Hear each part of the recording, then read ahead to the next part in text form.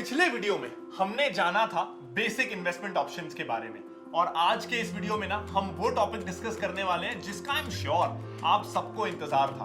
हम डिस्कस करने वाले हैं शेयर बाजार के बारे में। Welcome to our new series learn with Upstox, जहां हम सीखेंगे इन्वेस्टिंग के बहुत सारे कंसेप्ट्स जैसे IPOs, mutual funds, digital gold, stock market, real estate और भी बहुत कुछ। तो make sure that you watch this video ताकि आपको ये सारे इंपॉर्टेंट कंसेप्ट्स बहुत अच्छे से समझ में आ जाए।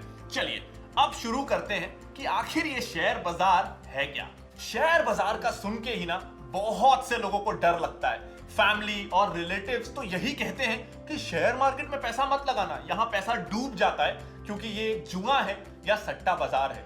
इवन मूवीज में भी हमने यही देखा है। मुन्ना भाई एमबीबीएस याद है, हमने यही देखा है। लेकिन दोस्त हैं जो क्लेम कर रहे हैं कि वो बहुत पैसा कमा रहे हैं, तो ऐसे में कंफ्यूजन होता है, नर्वसनेस होती है कि करें तो क्या करें, शेयर मार्केट में निवेश करें या नहीं। चलिए एक ना फन फैक्ट जानते हैं। अगर आपने या आपकी फैमिली मेंबर ने 40 साल पहले विप्रो में सिर्फ 10,000 रुपए लगाए होते ना, तो आज 40 साल बाद वो होते 700 करोड़ रुपए। अब आप में से कुछ लोग ये सुन के हैरान होंगे और कुछ लोग तुरंत ये कमेंट करने का सोचेंगे, लेकिन तब 10,000 रुपए थे किसके पास? तो कोई बात नहीं, अगर आपने 1,000 रुपए भी लगाए होते ना, तो आज वो 70 करोड़ हो जाते। लगता है 1,000 भी नहीं होंगे। अगर आपने 100 रुपए भी लगाए होते ना, 100 रुपए तो थे, वो भी आज 7 करोड़ रुपए हो जाते। तो ये पोटेंशियल है स्टॉक मार्केट का। अब समझिए, अगर आपको आपका बिजनेस स्टार्ट करना है तो आपको पैसे चाहिए और आप इसके लिए क्या करेंगे? आप अपनी फैमिली को कहेंगे या दोस्त या रिलेटिव्स को कहेंगे। लेकिन अगर थोड़े और ज्यादा पैसे चाहिए जो दोस्तों और परिवार वालों से नहीं हो पा रहे हैं, तो आप क्या करेंगे? तो आप बैंक्स को अप्रोच करेंगे। बट अगर आपको 20,000 करोड़ रुपए चाहिए तो फिर आप क्या करेंगे? तो ये पैसा आप पब्लिक से लेंगे। तो इसके लिए आप उन्हें अपना बिजनेस मॉडल समझाएंगे कि मेरा ये प्लान है, और जिन लोगों को आपका बिजनेस मॉडल पे भरोसा हो जाए, हो सकता है वो आपको पैसा दे दें। बदले में वो आपसे क्या लेंगे? बदले में वो आपसे इसके बदले कंपनी में हिस्सा मांगेंगे या स्टेक मांगेंगे, और इसे ही हम कहते हैं शेयर, क्योंकि इससे आपको कंपनी में शेयर मिल रहा है। अब ये तो हुआ कि कंपनी ने आपसे पैसा लिया और शेयर दे दिया, बट ऐसा भी हो सकता है कि आपने कंपनी में शेयर खरीदा और सडनली 3 दिन बाद आपको पैसों की जरूरत पड़ गई। अब जिस कंपनी का शेयर आपने खरीदा था, वो कंपनी तो पैसा आपको वापस देगी नहीं, क्योंकि उन्होंने तो आपसे पैसे लेके अपनी कंपनी के बिजनेस ऑपरेशंस में लगा दिया। लेकिन आपको तो पैसा चाहिए ना, तो इसके लिए ऐसा मार्केट होना जरूरी है जहां आप शेयर बेच सकें, और इसे ही हम कहते हैं शेयर बाजार, जहां आप 4,000 से भी ज्यादा कंपनीज का शेयर खरीद बेच सकते हैं जब चाहें। अब अगर आपको लगता है कि कोलगेट का फ्यूचर अच्छा है, वो अच्छा करने वाली है, तो उसके टूथब्रश या टूथपेस्ट ज्यादा बिक रहे हैं ऐसा आपको लगता है, तो उसका शेयर आप ले सकते हैं। वहीं किसी को लगता है कि नहीं, HUL ज्यादा अच्छा करने वाली है कोलगेट के मुकाबले, तो आप वो खरीद सकते हैं। तो आपको जो बिजनेस पसंद आता है, मार्केट में 4,000 से ज्यादा बिजनेसेस लिस्टेड हैं, आप उसको खरीद सकते हैं। तो डेली करोड़ों लोग शेयर्स खरीदते हैं, शेयर्स बेचते हैं, तो इसलिए आपको आपके शेयर का बायर या सेलर मोस्टली मिल ही जाता है। तो यही तो खास बात है शेयर बाजार की, कि आप चाहें तो एक क्लिक में शेयर खरीद के रतन टाटा के बिजनेस में हिस्सेदार बन सकते हैं, या आदि गोदरेज के एम्पायर के शेयर्स खरीद लें, या रिलायंस का खरीद के जियो का हिस्सा बन जाए। थोड़ा सा ही सही, बट आप एटलीस्ट हिस्सेदार तो बन गए। तो आप ऐसी कंपनीज में इन्वेस्ट कर रहे हैं जिन्हें टाटा, बिरला, अंबानी जैसे इंडिया के बेस्ट बिजनेस ब्रेन्स रन कर रहे हैं। जब आप कोई शेयर खरीद रहे हैं, तो आप उस कंपनी में छोटी सी हिस्सेदारी ले रहे हैं, इसलिए उसका नाम शेयर है, क्योंकि आप उस कंपनी के एक तरीके से को ओनर बन रहे हैं। तो अब आप मुझे बताइए, अगर आप किसी दोस्त या रिलेटिव के बिजनेस में पैसा लगाते हैं, तो वो बिजनेस अच्छा नहीं चला तो आपका पैसा डूब गया, ये रिस्क तो है ना। तो इसी तरह शेयर मार्केट में बड़ी कंपनी में इन्वेस्ट कर रहे हैं आप, क्योंकि शेयर मार्केट में बड़ी बड़ी कंपनियां लिस्टेड हैं, जैसे रिलायंस, जैसे गोदरेज में। अब अगर वो कंपनी डूब गई तो आपका पैसा डूब तो जाएगा। अगर वो कंपनी ने बहुत अच्छी ग्रोथ दिखाई तो आपका पैसा भी बहुत अच्छी ग्रोथ दिखाएगा। ये बिल्कुल वैसा है जैसे आप अपने रिलेटिव या दोस्त के बिजनेस में पैसा लगा रहे हैं इस भरोसे कि ये बिजनेस बढ़ेगा, मुझे प्रॉफिट मिलेगा और मेरे हिस्सेदारी से मैं वेल्थ क्रिएट करूंगा। लेकिन आप ये भी जान रहे हैं कि अगर लॉस हुआ तो इस लॉस को सहन भी मुझे करना पड़ेगा। तो शेयर मार्केट में आपको इंटरेस्ट नहीं मिलता क्योंकि ये लोन नहीं है। तो शेयर बाजार में भी ऐसे बहुत से बिजनेस हैं जो डूबते हैं और जो अच्छा मुनाफा भी देते हैं। बट आप आयशर मोटर्स का एग्जांपल देखिए। आयशर मोटर्स ने बुलेट की सेल पिछले कुछ सालों में बढ़ा दी, बहुत ज्यादा बढ़ा दी, जिससे उनके शेयर प्राइस भी 10-20 गुना बढ़ गए। वैसे ही आप एमआरएफ का शेयर प्राइस देख सकते हैं, टीवीएस का, विप्रो का, ये ऐसे बहुत सारे शेयर्स हैं जिन्होंने पिछले कुछ सालों में बहुत अच्छे रिटर्न्स दिए हैं। तो डेफिनेटली एक बात तो है कि शेयर मार्केट में रिस्क तो है, बट उसी के प्रोपोर्शन में रिटर्न्स भी हैं। लेकिन रिस्क है तो इसका मतलब नहीं आप ये मान के बैठ जाएं कि रिस्क है। रिस्क मिटिगेशन करने के तरीके हैं और रिस्क मिटिगेशन जरूरी है। तो चलिए जानते हैं कि कैसे आप शेयर बाजार में रिस्क को कम कर सकते हैं। तो अब ना हम पुराने एग्जाम्पल को ही कंटिन्यू करते हैं। तो जैसे कि हमने देखा कि जब आप किसी दोस्त के बिजनेस में इन्वेस्ट करते हैं तो आपको ये नहीं पता होता कि वो कितना रिटर्न देगा। हो सकता है पहले साल 10% दे, दूसरे साल 20% दे दे और उसके तीसरे साल 30% का रिटर्न। बट इसका कोई फिक्स्ड क्राइटेरिया नहीं है कि कितना रिटर्न मिलेगा। सो इन द सेम वे एक स्टॉक कैसा परफॉर्म करेगा और कितना रिटर्न देगा वो हम नहीं कह सकते, क्योंकि कभी कभी ऐसा भी होता है कि कोई स्टॉक 4-5 साल तक बिल्कुल भी ग्रो ना करे। वहीं कोई स्टॉक ऐसा भी हो सकता है जो एक ही साल में 2-3 गुना या उससे भी ज्यादा रिटर्न दे दे। बट ये तो हुई एक शेयर की बात, लेकिन हम अपना पूरा पैसा एक शेयर में नहीं लगा सकते क्योंकि हमको पता नहीं ना कि वो कब ग्रो करेगा। तो इसीलिए ये सजेस्ट किया जाता है कि आप जब इन्वेस्ट करें तो सिर्फ एक स्टॉक में मत करिए, बल्कि 8-10 स्टॉक्स का एक अच्छा पोर्टफोलियो बनाइए।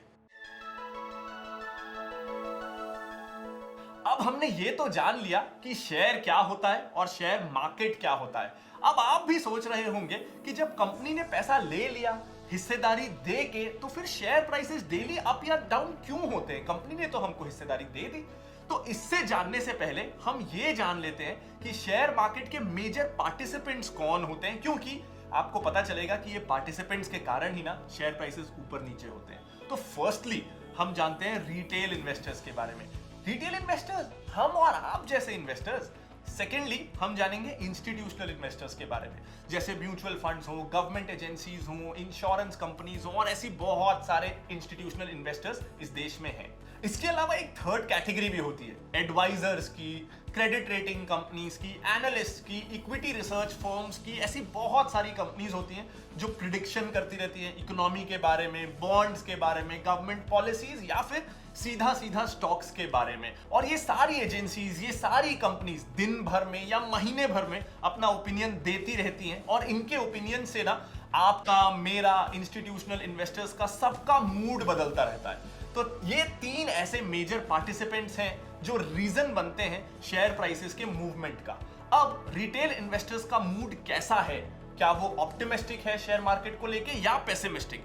इंस्टीट्यूशनल इन्वेस्टर्स या तो एकदम से किसी शेयर में इन्वेस्ट करें या किसी से बेच के निकलें, तो वो शेयर में काफी अफेक्ट करता है। तो इनकी एक्टिविटी ना बहुत मायने रखती है। अब एडवाइजर्स या इन्वेस्टर्स का देखते हैं। आपने ऐसे न्यूज देखे होंगे कि मॉर्गन स्टैनले ने इंडिया की ग्रोथ नेगेटिव बताई, या फिर गोल्डमैन सैक्स ने ऑटोमोबाइल सेक्टर में इतने % का ग्रोथ दिखाया। तो ऐसे न्यूज ना हम देखते हैं, सुनते रहते हैं। तो जब कोई रिस्पेक्टेड एजेंसी जो ग्लोबली या इंडिया में रिस्पेक्टेड है अपना ओपिनियन देती है, तो इससे रिटेल इन्वेस्टर्स के मन में, हमारे ओपिनियंस में भी काफी फर्क आता है, हमारे सेंटिमेंट्स भी चेंज होते हैं। इंस्टीट्यूशनल इन्वेस्टर्स को भी डेटा वगैरह मिलता है जिससे उनके ओपिनियंस को इंपैक्ट होता है। तो इन सारी चीजों से ना शेयर के प्राइस कभी गिरते हैं तो कभी बढ़ते हैं। अब अगर मारुति का रिसर्च रिपोर्ट देखेंगे तो हो सकता है उसमें 10 ब्रोकर्स कह रहे हैं कि मारुति अच्छा है, लेना चाहिए, और 10 ब्रोकर हैं जो उसे बुरा कह रहे हैं। तो ऐसे में रिटेल इन्वेस्टर्स का ओपिनियन भी चेंज हो जाता है, डिवाइड हो जाता है। अब ब्रोकर्स या एडवाइजर के ओपिनियंस चेंज भी हो सकते हैं, चेंज कई बार होते रहते हैं डिपेंडिंग अपॉन कंपनी का न्यूज क्या रहा, सेक्टर कैसा चल रहा है। अब अगर मारुति खुद ये कह रही है कि उनकी मैन्युफैक्चरिंग 3 दिन के लिए बंद हो जाएगी क्योंकि डिमांड नहीं है, तो अब ये नेगेटिव न्यूज से मारुति के शेयर प्राइस गिर सकते हैं। बट वही अगर ये न्यूज आ जाए कि मारुति और टोयोटा के बीच कोई स्ट्रेटेजिक पार्टनरशिप हो रही है, तो हो सकता है कि प्राइसेस बढ़ जाएं, क्योंकि ये पॉजिटिव न्यूज है, तो इससे शेयर प्राइस बढ़ेंगे। तो ऐसा कंपनी रिलेटेड न्यूज या इकोनॉमी या सेक्टर रिलेटेड न्यूज से शेयर प्राइसेस पे काफी इंपैक्ट आता है। और अब ये तो हो गया न्यूज, अब दूसरा हो गया ओपिनियन। अब जैसे मेरे या किसी और का ओपिनियन सुन के आप किसी शेयर के लिए कुछ बिलीफ बना सकते हैं, ये टेक्निकल एनालिस्ट के साथ होता है। अब सपोज शेयर का प्राइस 100 रुपए था और वो गिर के 95 पे आ गया, ये टेक्निकल एनालिस्ट के साथ होता है। अब सपोज करिए कोई शेयर 100 रुपए का था जो गिर के 95 पे आ गया, तो सारे टेक्निकल एनालिस्ट का ओपिनियन उस स्टॉक के लिए हो जाएगा कि ये डाउन ट्रेंड है, इसमें से अब निकल जाइए। अब इससे लॉन्ग टर्म इन्वेस्टर्स को फर्क पड़ता है, वो भी सोचते हैं कि इतने एनालिस्ट नेगेटिव बता रहे हैं तो निकलने में ही बेहतरी है। तो इतने लोग जब सेल करते हैं तो उससे शेयर का प्राइस और गिरने लगता है। ये साइकिल ऐसे ही चलता रहता है। अब ना जो टेक्निकल एनालिस्ट होते हैं वो मेनली इंट्राडे या वेरी शॉर्ट टर्म के लिए अपने ओपिनियंस देते हैं। उनका 1 रुपए भी अगर भाव बढ़ जाए तो वो प्रॉफिट बुक कर लेते हैं, और वहीं 20 पैसे भी अगर गिर जाए तो वो निकलने में ही भलाई समझते हैं। तो उनका ओपिनियन ना रोज चेंज होता रहता है, हर थोड़े टाइम में, हर कुछ मिनटों में भी। तो किसी मूवमेंट पे वो खरीद रहे हैं और किसी मूवमेंट पे बेच रहे हैं। तो इसलिए आप देखेंगे तो कभी शेयर ऊपर जा रहा है, कभी नीचे जा रहा है, ये हर मिनट हो रहा है, क्योंकि सेम डे वो प्रॉफिट कमाना चाहते हैं और हर मूवमेंट पे 10-20 पैसे के मूवमेंट भी उनके लिए इंपॉर्टेंट हो जाता है, और इस मूवमेंट से उनका ओपिनियन चेंज होता रहता है। तो हम ये कह सकते हैं इन समरी, डिमांड एंड सप्लाई की वजह से शेयर प्राइसेस ना ऊपर नीचे होते रहते हैं। अब हम ना कुछ बेसिक टर्मिनोलॉजीज की बात कर लेते हैं, जैसे कि बुल मार्केट या bear market, intraday, delivery, stop loss, इस तरह की चीजें। तो हम मार्केट को बुलिश ये तब कहते हैं जब शेयर मार्केट कंटिन्यूअसली 10% से बढ़ रहा हो, और वहीं हम उसे बेयरिश तब कहते हैं जब वो कंटिन्यूअसली 10% से ज्यादा गिर जाए या गिर रहा हो कंटिन्यूअसली। आप सेंसेक्स वगैरह देखते होंगे कि इतने पॉइंट से बढ़ गया या कम हो गया, तो ये टर्म्स ना ओवरऑल मार्केट को डिनोट करने के लिए यूज की जाती है। अब ये इंट्राडे और डिलीवरी क्या होता है? इंट्राडे यानी जब कोई ट्रेडर सेम डे ही प्रॉफिट कमाना चाहता हो, यानी अगर उसने आज कोई शेयर लिया है तो उसे आज ही उसे शेयर को बेचना पड़ेगा, वो नेक्स्ट डे के लिए उस शेयर को कैरी फॉरवर्ड नहीं कर सकता। सपोज मैंने आईटीसी का शेयर लिया 200 रुपए का, ये सोच के कि ये आज बहुत बढ़ने वाला है, बट अगर मार्केट बंद होने तक वो नहीं बढ़ा और उल्टा वो गिर के 190 पे आ गया, तो उस ट्रेडर को लॉस में वो शेयर बेचना ही पड़ेगा। वहीं जब आप एक दिन से ज्यादा शेयर होल्ड करना चाहते हो, चाहे वो 1 वीक हो, 1 महीना हो या 10 साल हो, तो आप उस शेयर को डिलीवरी में खरीदना कहेंगे। अब अगर आपको अपना लॉस कम से कम करना है, अगर आपको अपना लॉस रिस्ट्रिक्ट करना है, तो आप स्टॉप लॉस का यूज कर सकते हैं। अब ऊपर वाले एग्जाम्पल में मैंने 200 रुपए का शेयर लिया और वो गिर के 190 पे आ गया, तो मैं शेयर लेते टाइम स्टॉप लॉस पे एक प्राइस एंटर कर सकता हूं कि अगर शेयर गिर के 195 तक आ जाए तो मेरे सारे शेयर्स अपने आप बिक जाए। क्यों? क्योंकि मैं सिर्फ 5 रुपए का लॉस अफोर्ड कर सकता हूं, ना कि 10 रुपए का। तो stop loss generally intraday traders के लिए होता है। मान लेते हैं एक पार्टनरशिप फर्म है जिसमें 4 पार्टनर्स हैं जिनका 25% प्रॉफिट शेयरिंग एग्रीमेंट है, और ये फर्म को साल के एंड में 1 लाख का प्रॉफिट हो रहा है, तो हर एक पार्टनर को 25-25 हजार मिला, जो कि उनका प्रॉफिट पर शेयर हुआ। तो सेम गोज विद कंपनीज जिसमें शेयर होल्डर्स को अर्निंग पर शेयर मिलता है, और जैसे जैसे नंबर ऑफ शेयर्स बढ़ते हैं बट प्रॉफिट नहीं बढ़ता, तो ईपीएस डाइल्यूट होता चला जाता है। तो हम जब शेयर्स खरीदते हैं और वो कंपनी अच्छा ग्रो करती है जिससे शेयर प्राइसेस भी बढ़ते हैं, तो उससे हमें कैपिटल गेन तो होता ही है, साथ ही प्रॉफिट का भी पार्ट मिलता है। वो कैसे? अब आपने ये सुना होगा कि कुछ कंपनीज डिविडेंड डिक्लेयर करती हैं। अब डिविडेंड्स क्या होते हैं, जरा ये समझ लेते हैं। तो हम जब कंपनी के शेयर्स लेते हैं तो हम कंपनी के शेयर होल्डर बन रहे हैं। तो क्योंकि हमने कंपनी को फंड्स दिए हैं अपने, तो कंपनी भी इन रिटर्न हमसे उनके प्रॉफिट शेयर करती है, जिससे डिविडेंड कहा जाता है। बट ये सारी कंपनीज नहीं देती है। तो डेफिनेटली शेयर मार्केट में रिटर्न है, बट वही रिस्क भी तो है ना। बट शेयर मार्केट एक अच्छा और अट्रैक्टिव इन्वेस्टमेंट ऑप्शन इसलिए बनता है क्योंकि अगर आप बाकी किसी फाइनेंशियल एसेट में इन्वेस्ट करेंगे, चाहे वो एफडी हो, गोल्ड हो, रियल एस्टेट हो, आपको लिक्विडिटी और गेन सबसे ज्यादा मिलने का पोटेंशियल शेयर मार्केट में होता है। बट हाँ, ये बात का हमेशा ध्यान रखें कि जितने ज्यादा रिटर्न्स मिलते हैं उतना ही रिस्क इन्वॉल्व है। तो जब भी आप इन्वेस्ट करें ना, तो आप रिसर्च करें कि वो कंपनी कैसी है, क्या उनकी ग्रोथ अपॉर्चुनिटी है, कैसा उनका मैनेजमेंट है, और ऐसी बहुत सारी चीजें जिसको हम फंडामेंटल एनालिसिस कहते हैं, जिसको हम जरूर आगे के वीडियोस में सीखने वाले हैं। तो आई होप कि अब इस वीडियो से शेयर बाजार क्या होता है और उसके कुछ कॉमनली यूज्ड टर्म्स जो आपको पहले समझ में नहीं आते थे, अब समझ में आने लगे होंगे। अगर ऐसा हुआ है ना, तो जल्दी से इस वीडियो को लाइक कर दीजिए, अपने फ्रेंड्स एंड फैमिली के साथ शेयर कर दीजिए, और कोई डाउट है तो कमेंट कर सकते हैं। इसके साथ ही इस चैनल को सब्सक्राइब करना बिल्कुल मत भूलिएगा। तो अगर आप चैनल सब्सक्राइब कर लेंगे तो इस तरह के जितने भी और वीडियोस इस चैनल पे आने वाले हैं, उनका टाइमली नोटिफिकेशन आपको मिलता रहेगा। Thank you.